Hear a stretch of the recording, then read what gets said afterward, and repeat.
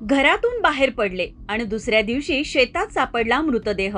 अज्ञातांविरोधात खुनाचा गुन्हा दाखल. कोल्हापूर जिल्ह्यातील गोकुळ शिरगाव परिसरात एका व्यक्तीचा खून झाल्याची धक्कादायक घटना उघडकीस आली आहे. करवीर पोलीस ठाण्यात या प्रकरणी भारतीय न्याय संहितेच्या कलम 103 अंतर्गत अज्ञात व्यक्तीविरोधात गुन्हा दाखल करण्यात आला आहे. मिळालेल्या माहितीनुसार महादेव धाऊ बोडके वय 54 हे 21 जुलै रोजी सायंकाळी घरातून दुचाकीवरून बाहेर पडले होते. त्यानंतर ते घरी परतले नाहीत.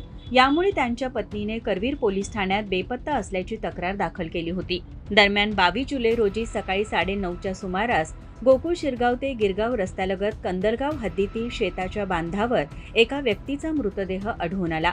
मृतदेहाच्या गळ्याभोवती नायलॉनची दोरी आवळलेली होती, तसेच डोक्यावर जखमा असल्याचेही निदर्शनाला आले.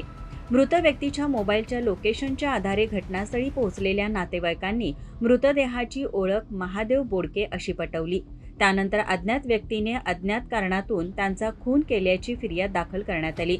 या प्रकरणाचा पुढील तपास सहाय्यक पोलीस निरीक्षक रणजित पाटील यांच्या मार्गदर्शनाखाली सुरू असून आरोपींचा शोध घेण्याचे काम पोलिसांकडून सुरू आहे.